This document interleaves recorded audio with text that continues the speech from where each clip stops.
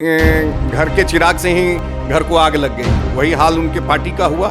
जहाँ तानाशाही आएगी, जहाँ डिक्टेटरशिप आएगा, तब पार्टी नहीं चल सकता। चिराग जी में तो अहंग कूट कूट के भरा हुआ है। दूसरा कि पारस जी में कोई अहंग नहीं है, कोई घमंड नहीं है, कोई अहंकार नहीं है। तो ये टूट तो होनी ही थी। नमस्कार, गणादेश बिहार में आपका स्वागत है। हमारे साथ मौजूद हैं जमुई के पूर्व विधायक अजय प्रताप। आइए इनसे बात करते हैं। अभी जो राजनीतिक सरगर्मी चल रही है बिहार में, उसको लेकर इनसे हमारे कुछ सवाल हैं। सबसे पहला सवाल है, एलजेपी में टूट हो गई है। चाचा और भतीजे में काफ़ी तल्खी चल रही है। चिराग पासवान अपना एक अलग राग गा रहे हैं और पशुपतिनाथ पारस जी अपना अलग राग गा रहे हैं। इसको आप कैसे देखते हैं इसको? ये टूट तो बहुत पहले होना था, बहुत पहले ये टूट हो गई थी। अंदरूनी टूट बहुत पहले हो चुकी थी, क्योंकि राजनीति में कहीं ईगो का स्थान नहीं है, अहंग का स्थान नहीं है। दूसरा, राजनीति में आते हैं तो आपको मैच्योर होना पड़ेगा। आपकी मैच्योरिटी लेवल कितनी है ये भी देखी जाती है। तो चिराग जी में तो अहंग कूट कूट के भरा हुआ है, और मैच्योरिटी लेवल तो क्या कहने, मैच्योरिटी लेवल की तो बात ही नहीं कर सकते हैं। तो जो मैच्योरिटी पारस जी के पास है, उनको वो संगठन करता रहे हैं, उन्होंने संगठन खड़ा किया है। पिछले 30-40 सालों से वो विधायक रहे हैं, अभी एमपी हुए, मिनिस्टर रहे। तो उनकी मैच्योरिटी लेवल और इनकी मैच्योरिटी लेवल में ज़मीन आसमान का अंतर है। दूसरा कि पारस जी में कोई अहंग नहीं है, कोई घमंड नहीं है, कोई अहंकार नहीं है। तो ये टूट तो होनी ही थी। जहाँ तानाशाही आएगी, जहाँ डिक्टेटरशिप आएगा, तब पार्टी नहीं चल सकता। घर भी नहीं चलता। वो तो पार्टी है। पार्टी तो बृहत रूप होता है, परिवार का बृहत रूप पार्टी होता है। जब परिवार नहीं चल सकता तो पार्टी कहाँ से चलेगा? लोजपा के बड़े नेता खुद चिराग पासवान ने कहा है कि ये जो टूट हुई है, उनके परिवार में जो सेंध लगा है, उसमें जदयू के बड़े नेताओं का बड़ा हाथ है। इस पर क्या कहना चाहिए? किसके बड़े नेता आपने पूछा? जदयू के बड़े नेताओं का। अच्छा, नहीं, जदयू के बड़े नेताओं का क्या हाथ होगा? खुद चिराग पासवान ने ही अपने घर को, कहते हैं ना कि घर के चिराग से ही घर को आग लग गई। वही हाल उनके पार्टी का हुआ। नाम भी चिराग है और उनको उनके अपने खुद के कर्मों से उनके पार्टी में आग लग गई। अब तो ये दोषारोपण होता है कि फलाने ने पार्टी तोड़ दिया, चलाने। अपने ऊपर कोई क्लेम तो लेना नहीं चाहता, ब्लेम लेना नहीं चाहता। तो वो कहेंगे नीतीश जी ने तोड़ दिया, तो उसने तोड़ दिया, जदयू ने तोड़ दिया।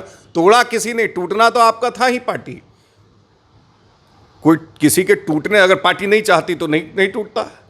ये लोग तोड़े, बीजेपी को तोड़ ले तो समझेंगे, कांग्रेस को तोड़ ले तो समझेंगे। ऐसे कई पार्टियां हैं टूटने, अगर वो टूटने वाले रहेंगे तब ना तोड़ेंगे आप। आपकी पार्टी टूटनी थी, हर हाल में टूट गई। आपका राजनीतिक अनुभव अच्छा है, लगभग 10-15 साल से आप राजनीति कर रहे हैं। तो आपको क्या लग रहा है, जो जनाधार है ज़्यादा मजबूत पारस जी का है या चिराग जी का? फिर वही, ये तो प्रश्न ही कहीं पूछने लायक नहीं है कि जनाधार किसका मजबूत है। पारस जी का अपना जनाधार है, अपना बनाया हुआ जनाधार है। वो चुनाव का मैनेजमेंट करते थे। वो स्वर्गीय रामविलास पासवान जी का भी चुनाव का मैनेजमेंट करते थे। पिछले 40 सालों से उनको संगठन का, चुनाव का, ऐसे कई चीज़ों का राजनीतिक अनुभव है। चिराग जी तो थोपे हुए नेता हैं। वो रामविलास जी के पुत्र हैं, तो इसलिए वो बड़े नेता कहला गए हैं। नहीं बड़े नेता, क्योंकि रामविलास जी के पुत्र हैं, एक बड़े नेता के पुत्र हैं, एक बड़े नेता के ऑरा में पले बढ़े हैं। तो वो ऑरा उनके पीछे चल रहा है। उनका अपना कोई ऑरा नहीं है कि वो बड़े नेता हैं। और ये वो, अब लड़के देख लें चुनाव, कहीं से 2 बार तो चुनाव लड़े, वो मोदी जी के नाम पे चुनाव जीते, अपने बल पे चल के जीत के दिखा दे। इस बार क्या लग रहा है? इस बार जमुई जो संसदीय क्षेत्र है उनका, क्या उनको कैसा रिस्पॉन्स मिलेगा? ये तो समय आने पे पता चल जाएगा कैसा रिस्पांस मिलेगा। ये तो समय आने पे ही पता चलेगा रिस्पांस कैसा मिलेगा। इस बार 2 बार रिस्पांस उनको मिला मोदी जी के नाम पे, उनके अपने नाम पे कोई रिस्पांस नहीं मिला। अपने नाम पे लड़के देख लें, पता चल जाएगा रिस्पांस। जब एक सवाल इसी से रिलेटेड है, चिराग पासवान और पशुपतिनाथ पारस के ऊपर ही, कि इन दोनों में बागडोर किनको मिलेगा? चिराग पासवान जी एलजेपी का बागडोर थामेंगे या फिर पशुपतिनाथ जी? देखिए, ये निर्णय तो चुनाव आयोग को करना है या कोर्ट को करना है। जिसको भी करना हो वो करेगा। ये हम और आप नहीं कर सकते कि बागडोर कौन थामेगा। लेकिन अगर पशुपति जी के हाथ में जाता है तो पार्टी बढ़ेगी, फलेगी, फूलेगी। और अगर चिराग जी के हाथों में जाता है तो पार्टी जलेगी। सीधा सा बात है। अच्छा, अब यहाँ पर जमुई विधानसभा क्षेत्र से एक क्वेश्चन है, जैसे सिकरिया घाट पुल, इस पर बहुत गहमा गहमी, बहुत लोग कहें कि हमने डीपीआर बनवाया, हमने ये किया, लेकिन अभी तक कोई काम हुआ नहीं है, मैंने कागज ज़मीन पर तो कुछ आया नहीं है। तो इस पे आपने जब आप विधायक थे उस टाइम आपने क्या किया, उस पर ज़रा हमें दर्शकों को बताइए। हमने 2 पुल, एक सिकरिया घाट, एक डाढ़ा वाला घाट है, दोनों पुल पे हमने काम किया था। और उस वक्त जो पुल निगम के अध्यक्ष थे उनसे मिलके मेरा लिखित पत्र भी गया था उनके पास।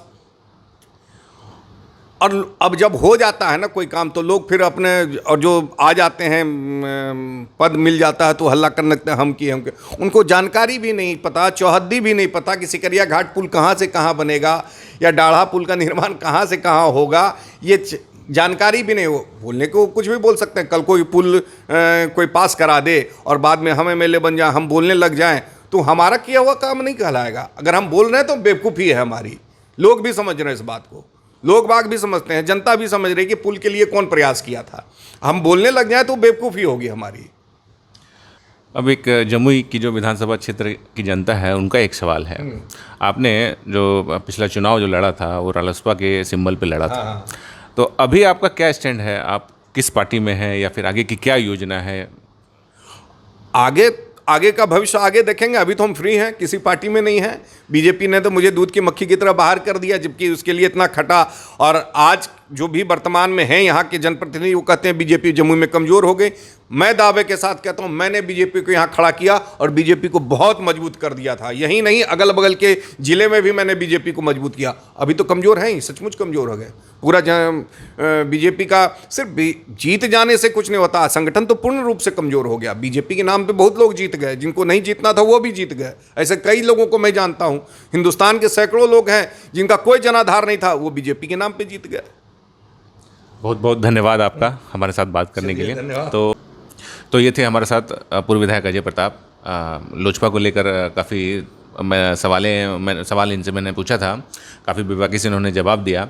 अब देखिए आगे की राजनीति किस करवट लेती है और जमुई की जो राजनीति है वो किस ओर जाती है। आप देख रहे हैं गणादेश बिहार।